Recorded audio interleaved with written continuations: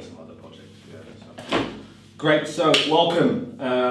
Thanks for joining us. This is a Kenneth O. Taylor podcast show. I'm from a company, co-founder of a company called Tech Vita Labs, a software development firm, and also Calero Technologies, which focuses on providing businesses with supply chain tools and modules to be able to improve their business processes where everything's run on a blockchain.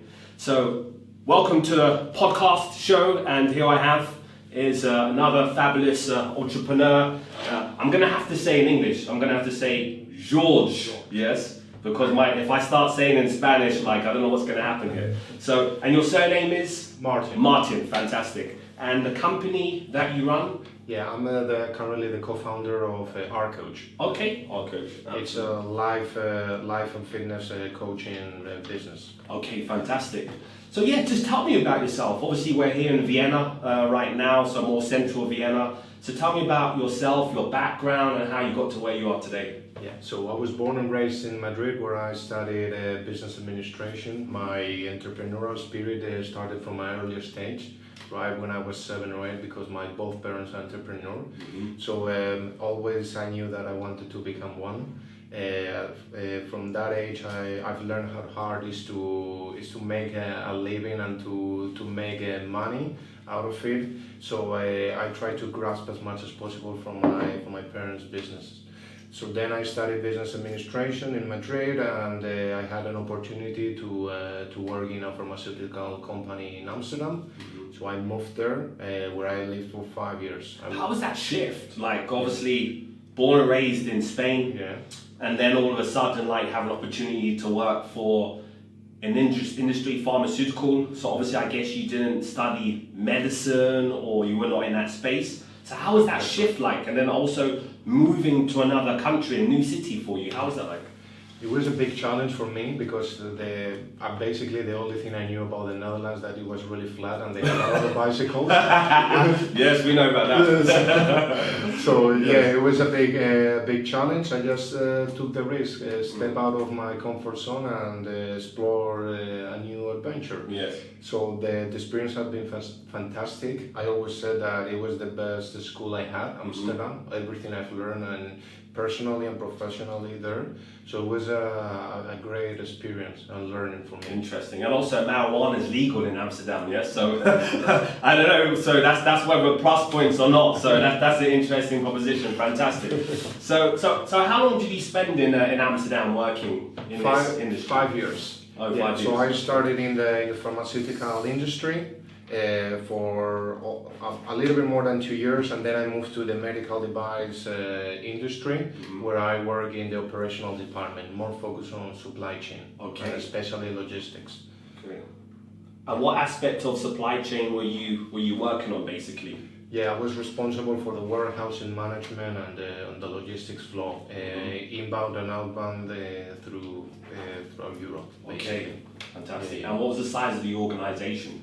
So when I joined the organization, it's a US-based organization, okay. Completely established 25 years ago. And here, when I joined, it was more the startup spirit, but then they turned into a big corporate. Okay. So the size now, they are well spread throughout the EMEA region. Interesting. Yeah. So do you feel that obviously working for an organization, how was that transition from you to be at a company then now to be able to have an idea and to really go alone? Was that hard, or where did that come from? Because that's sometimes a very difficult decision. No, yes? Definitely. When you're working 9 to 5, you're in the corporate world, and then all of a sudden you're okay, you may have an itch, I don't know what happened, or were you young, or were you selling, lollipops when you were a 5-year-old? I don't know, but how was that transition like for you? Yeah, so at the end you need to put your life in balance and see what are you looking for. So basically I spent some time understanding myself, learning what I wanted to do in life, and I wanted to take the entrepreneurial step. So this is one action, one step that I wanted to do from quite some time. I decided to join big corporates because you learn how to scale a business, you learn about procedures, you meet people from other cultures, you improve your networking. But I thought that it was the right time to take this step. Mm-hmm. Also now I'm in an age, in a position that I can take risks. Mm-hmm. I have no mortgage to pay or kids to maintain, so I'm in an area that I can take some risks, and I thought it was the right opportunity for me to take this adventure. I think that's an important point you just act on. Basically, willing to take risks. Yes, absolutely. So, of course, here this is a conversation I had with many former colleagues. It's like, you will exchange your 9 to 5 schedule to a 24/7 schedule, but you need to be sure what you're doing and passionate of what you're doing. You need to seek that area that you would like to spend your day on. So you really need to have a passion behind that. And also, I think in terms of willing to take risks, is actually understanding that, okay, this is the amount of capital I have saved. Yes. I'm now willing to go out alone, and I know that I can be able to pay for my overheads, my expenses, my bills, and then to be able to, so not just saying, okay, I have an idea, I want to now set up this interesting business, but I don't have a run rate, i.e. I don't have enough capital to survive, because let's be honest, a lot of businesses, you're not going to make money overnight, like within the first month. So you need to basically build, and what that means is having a long-term plan. Definitely. And understanding that, let's just say, when you build a product, it may take a year or 2 years, dependent on the type of product, and then once you can start generating revenue. So giving yourself some breathing space to be able to get up to that speed. I think it's an important point. Yeah, and as you mentioned, I managed to build some capital over these past years that allow me to build a long-term plan. So whenever you have an idea, it cannot be a short-term one. So you need to have a strategy and a plan behind to increase the life cycle of that idea. What will be the next step? Work on several scenarios. A conservative one, a favorable scenario, what happens if things go well, what happens if things go wrong. You need to take all these things into consideration. It's not just an idea or a dream. You need to have so basically what you're saying is like a plan, yes? Yeah. So ultimately a plan and basically having a roadmap. Yeah. So you understand, this is what I am, this is what I want to get to, what are the next steps? Okay, that's fantastic. So how did this whole idea come about in terms of your new business? So everything started when I met my business partner. So basically what we did is from the first moment we exchanged ideas, and we agreed that the two of us we like to move into the health and fitness business. It's something that we believe in. It's the lifestyle. We want to help others have a sustainable lifestyle with the environment. Having yourself though, you look quite strong, like quite muscular. So I guess health and fitness is part of your life, yes? Yeah, definitely. It's on my day-to-day. I spend quite some time investing on myself to take the best possible care of myself. And I think we are so overloaded of information, and sometimes the information is controversial, and we don't know what to believe on. So we want to provide some clarity to people, give small tips and guidelines that they can implement on their day-to-day in order to improve their lifestyle. So all this idea, that brings me why I'm here. I decided to create a company with my business partner on life coaching, where we provide basically we provide personal coaching for companies and individuals. Throughout that 3-month program, basically what we do is we set the goals. We based on a mental and physical test that we run on each person. And we design a personalized plan for them to work on the next 3 months. Along the way, we adjust it or we review it as needed, and then after the 3 months, our goal is that that person has enough tools to continue the life that they always wanted by themselves. Mm-hmm. Because one pain point that I had, for instance, is like whenever I suffer from muscle ache or whatever, I need to go to the physiotherapist. But the physiotherapist will release that tension, but I will still have it on the next. Yes. Time. Yeah. We know how that's like. So what we try is to turn that idea around, and what we want to, our goal is to basically provide all the tools that you need to have the life that you wish to have, whatever that might be. So we are all about helping others find the life balance. Okay. So give an example, like, because obviously the reason why I do these podcasts is to really speak about various entrepreneurs doing different things, but also for me to absorb information, for me to learn. And there's so many people that are listening that really are in different stages in their life. So use me as an example here, yes? So for example, I work long hours, I'm running 2 businesses. So mentally my head's like basically in one hand structured in terms of I have a roadmap, I know what I want to achieve, but also there's so many things that may occur within a moment, i.e. an email or a challenge or a client that has issues. So what type of mental and physical tests would you do? How would that process be? On myself, for example. So basically, what we will try to understand is your routine. Okay. So also ultimately, what is your goal? It can be from improve your posture health, to be more ergonomic because you're seeing that you're having back problems. It might be that you are not spending enough time to do a sport as you wish because you are constantly managing the 2 companies. So my routine, for example, is I'm up at generally up about 6 o'clock, between 6:30. I tend to wake up and then I go to the gym. Yes. I normally go to the gym for about an hour. I would do maybe like half an hour cardio and I'd work on a specific muscle group. Yeah.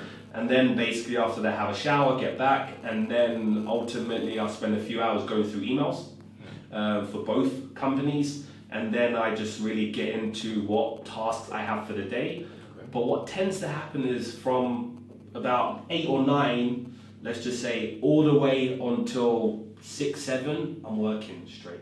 Okay. And then I may take a couple of hours to go for a walk, take a breather, and then get back and start working again.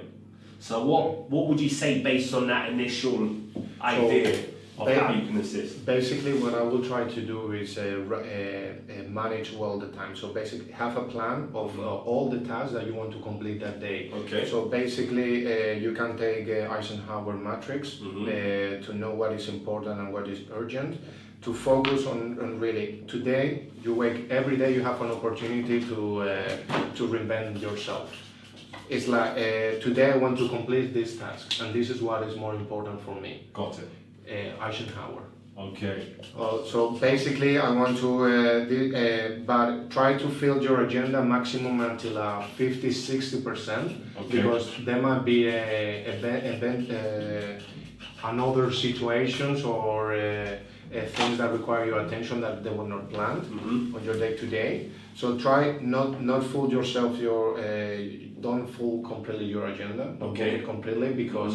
There might be other events happening, and that would just cause stress to yourself. Okay. Have enough time also for to take your breaks, to do your sport, and also spend some time learning and like reading. Reading helps a lot. Meditating. Spend some time for yourself. Okay. So what aspect of the time would you say, based on your business, that one should really dedicate towards development, self-development? Because if you see as a stat, an average person would actually read 1 book a year. Yes. And if you take a look at the Fortune 500 CEOs, they're basically reading a new book every single week. Yes. So there's a massive difference in terms of people that are running organizations or at huge levels in terms of business compared to an average person. So what would you say in terms of development goals that one should really do, whether it's a daily basis, weekly basis, and what type of information should they absorb? Okay, So it's all about habits. So basically, we have a limited time that is 24 hours during the day, and we need to know how to distribute them.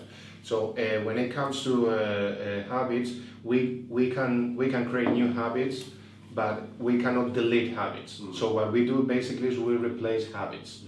By doing that, what you need to do is try to create a habit of allocate some time a day. I will say 30 to 45 minutes a day to read. This is really powerful, not only because you will gain new knowledge, but for instance, if you don't have access for a mentor, it's really a powerful tool to get to develop another skill or a topic that you might find interesting. So my advice will be find yourself when is the right time to allocate 30 to 45 minutes a day to reading. Okay. There are of course hijack tools to really make that work. So I will recommend before get the first book that you find and start reading it and find halfway that it is not interesting for you. Check a summary. Check a YouTube summary about or the comment, what people say or not. Try to find a little bit more about a book.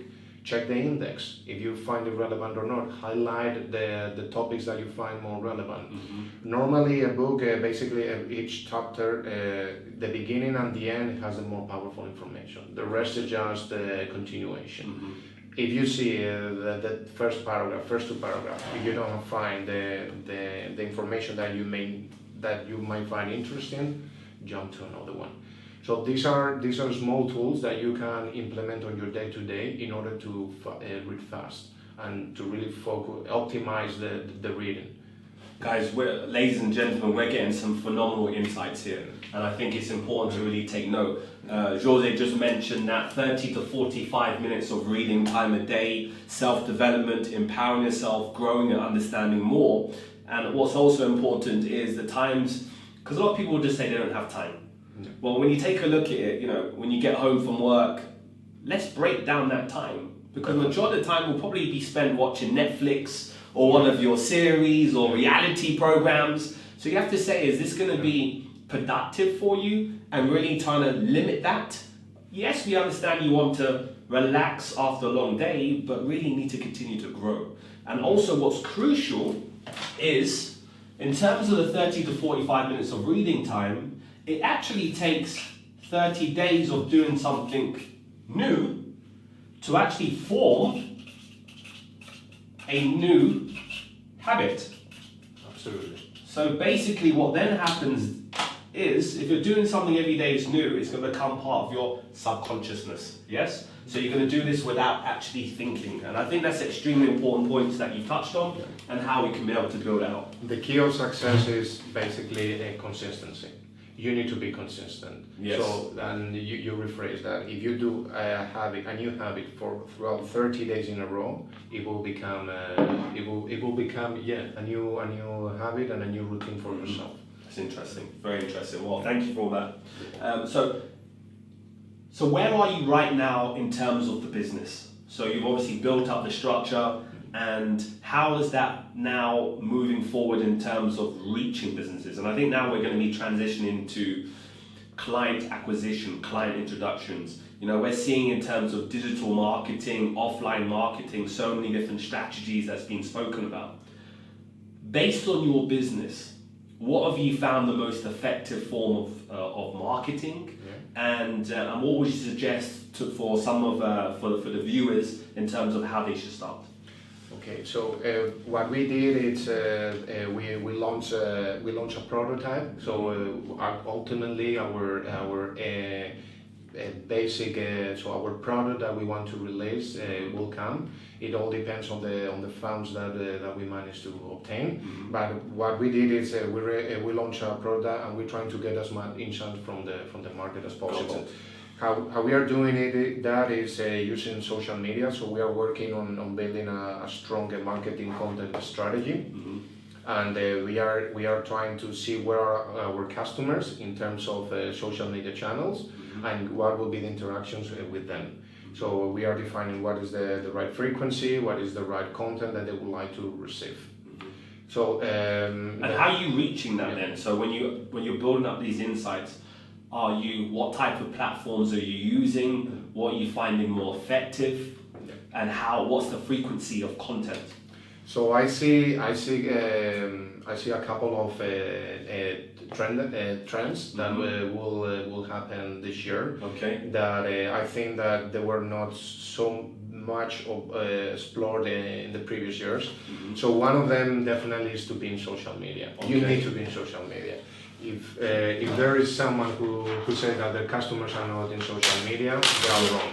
Okay. Whatever that channel might be, you need to find where your customers are, and you need to provide them. So here the key point is that you need to solve their problems with value content and free content. Wow, that's strong. Yeah.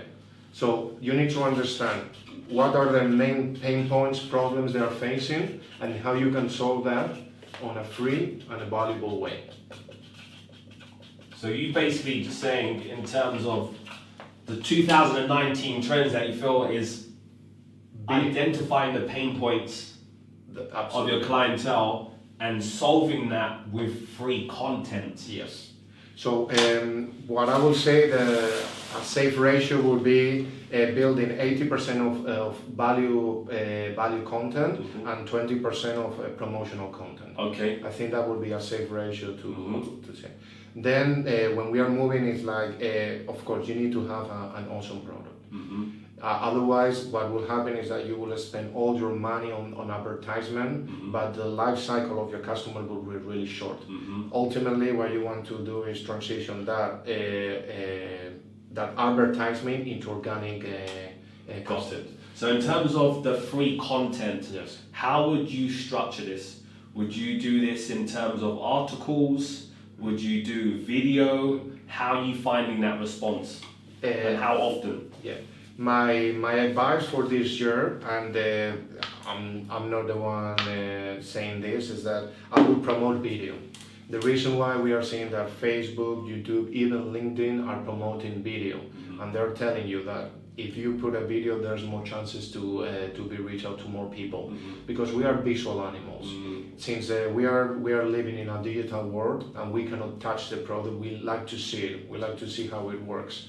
So that's a key point. Promote video rather than writing a long article. Definitely agree to that. I think we're seeing a massive change, and also when you take a look at the attention span of a human being, our attention spans are actually decreasing by the day. So normally it's probably about 20 to 25 minutes maximum before we start thinking about what else to do, something else to look at, another website to open. So ultimately trying to provide this condensed content, but actually in something that's interesting to absorb, is really phenomenal. And I think George has picked up a very important point in terms of the video aspect. Because ultimately we are seeing, and I think we identified this before, we're seeing that streaming channels, the Netflix of the world, the OTT, everything's now becoming, for example, visual, short form, long form, non-scripted. So providing that content in the video form can really reach a target. Absolutely. However, there are some people that don't like videos. That may not be interested in that visual aspect. So what do you still feel about in terms of reading, creating content in text? Do you feel that this is something that's still in demand, still effective, or slowly diminishing? I think this is still on demand. The only thing is that you need to find the correct ratio and accuracy of the information that you are providing. There are people that they don't have the time to read a long article, let's say 2,500 words. But instead you can provide a summary. So here ultimately what we are trying to do is filter an information. If a person, you just provide a snapshot, if they're interested on that, then they can read the long article. Got it.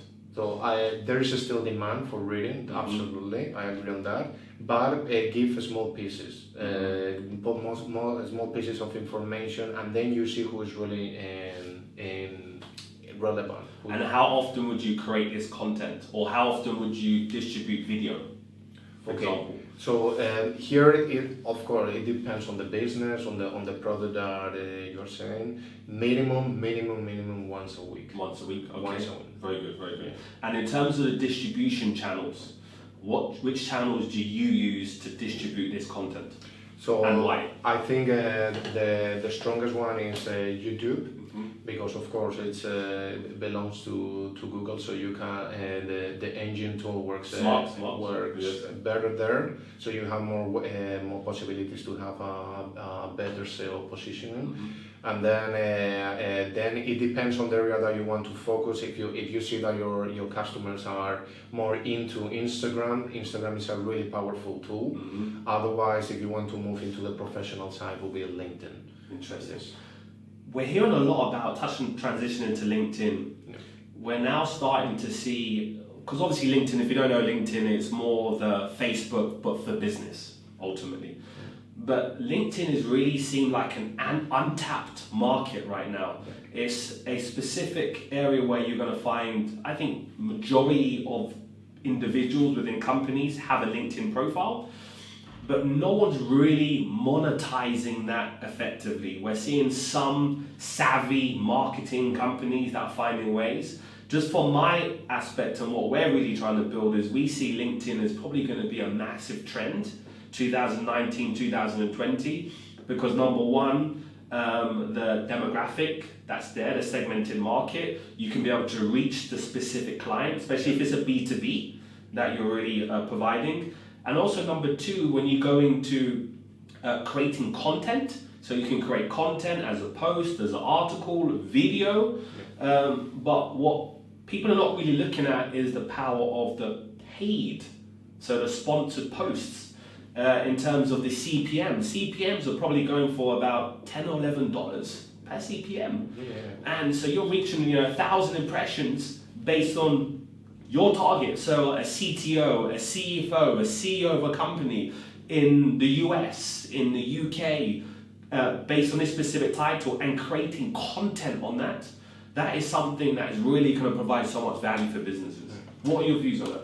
So here what I will promote is the use of podcasts, actually what we are doing. I think podcasts work really well in LinkedIn because people value their time and of course they want to see valuable information, and this is something the case study module used by the most prestigious universities in the world. People like to know what are other people doing, how they started, what were their challenges, how they make their companies successful. So I think, and we always have time, either when you are commuting or taking the plane to your next business trip, or actually when you are at the gym. You always have time either to reach that piece of information of an interview with someone that you will get a lot of valuable information. So when it comes to LinkedIn, I will promote video and podcasting. Yes, absolutely.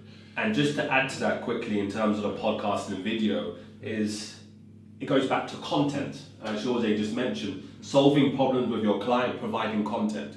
So it's not hard to create a 1-hour video and communicating with someone and asking about their challenges or how they've built their business or specific to your industry, and then using that content, an hour's piece of content or 30 minutes, and then creating very great.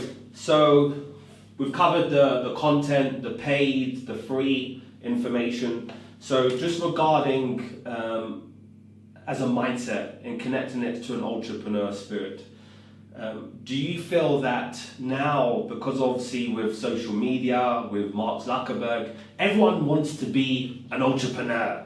Everyone wants to be the next Mark Zuckerberg or Jeff Bezos, or do you feel that do you think that the media is painting a picture which is not true? Or do you feel that there's every opportunity for someone who has an idea and may not have any money to succeed? So there are ways, definitely you need to have a good idea. That's the starting point. Then you can find ways to do a cross-funding or find investors to support your idea. There are many successful cases, but the bottom line is that you need to have a good structure where you want to go, It's not like something that happened overnight. You need to be responsible and conscious that you want to make this change from a 9 to 5 to a 24/7. You need to have a plan in place. So when it comes to the mindset, and we see that there are many patterns that you can see on the most successful people in the world. They read a lot. They have the same habits because it's all about consistency. You need to be consistent and work every day hard to make your idea successful. Another big thing that people always talk about, because you're saying about consistency, make your ideas. What then happens if you have family members that are like, no, you can't do it, or you have a partner that's like, no, just find a full-time job, bring money in, and when your partner gets back from work and you want to have time in the evening or with your kids or with a family, how do you break that down? Because sometimes, even as a business person, it's challenging, but then if you're not getting the support from your family members, how can an individual really go beyond that to say, okay, I'm going to have the mental strength to really then continue to succeed? Here's the thing. So one thing is that you need to have a plan. So you need to know where you are heading, and of course this will not happen overnight. So results, you will not become profitable from one day to another. Yes. So you need to understand that there is a process in place, that it will take time to build a strong business. Got it. Because if you build something really, really fast, most likely you will not cope with the growth afterwards. So you need to have a good foundation. Then we live in a society that people like stability. They always see that, no, I rather that you see less and less people willing to take a risk. So you need to be conscious also about the risk that you are taking. If it's affecting your family or not, you need to be very aware of that. So and then don't be stubborn. You can dig, but don't give. So I would say, don't be stubborn, but don't give up. So that's a fine line, exactly. Yeah. So yes. Keep on. Yes. There will be challenges at first, but keep on, and for sure you will see the outcome. But don't start digging on a metal wall. Probably there is a detour that you can take in order to see. When that happens, try to step outside, see things with perspective, try to get new ideas and meet new people, try to see if your idea was actually good enough, and then go back to it. So it's a clear things here, and value add is there's one thing in continually to persevere and be persistent, but then it's also to gain advice from people in the space, mentors, importance of having mentors. Yes. And really, if you have a product, whatever it is, get people to test it. Yes. Get feedback. Get people to say, okay, these are areas that needs to be changed, and this provides this growth. And if you continue to try and do something even after a period, if it's not working, don't be afraid, as you just mentioned, to take a detour, to make a slight iteration, a change. Because as they always say, if you're doing something more than once and expecting a different return, it hasn't worked, it's insanity, yes? So be flexible and open to make changes, and that's how you're going to grow in terms of your business as an individual. Fantastic. Okay, so basically, just the last aspect is, obviously we touched on the trends and where we see this whole market, and you said the power of providing content for free that builds relationships and trust, and people to then hopefully then purchase your product. But how about the technology aspect? Because now we're seeing with the fourth industrial revolution, the IoT space, do you feel it's still quite early in terms of virtual reality, augmented reality, artificial intelligence, blockchain that we're building on? Do you feel that it's still quite early, or what are your views on certain aspects? I think it's ramping up. So people, most of us don't see it yet. But it will be on our face quick. Anytime. Yes. So we really need to be prepared for ourselves. So the question that I will want to raise here is like, how much time of your day are you investing to be prepared for the future? So that's one. In term personally and on your company. So is your company ready for what is going to happen? So regardless if you are excited or fear or you have fear about it, we need to be ready. Otherwise, you will be out of the game. Yes. So all these new technologies, the disruptive technologies, will change the rules of business, making business, and we need to be prepared. What will be the outcome? The more prepared you are, the better you can manage it. Definitely. So the question always is now we're seeing with autonomous driving. We're seeing huge disruptions that's happening in the space. We just had Teslas that's come out with the technology for obviously the trucks. So like if you take a look at the US, one of the largest in terms of employment is in the trucking industry. So people that are moving goods, cargo by road from one destination to the next. And it seems to be just like long distances, straight paths, which is actually having an autonomous truck could actually then basically really get to a point where do you actually need a driver? So now there's signs and with innovation technology would mean that these type of jobs could be gone, or administration jobs or laborious tasks that could use AI to automate that. What would you say for someone in these type of industries that within the next few years potentially they could see themselves out of a job? Because now it's like we're not actually reacting to these situations. One could be proactive, right? Yes. One can see this coming. Yes. So what would you suggest in that scenario? My biggest advice, as you mentioned, is be proactive, not reactive. So don't wait until the new technologies are knocking your door. So try to prepare yourself, try to understand these new technologies, how they behave, how they work, and try to find yourself around, because there will be opportunities.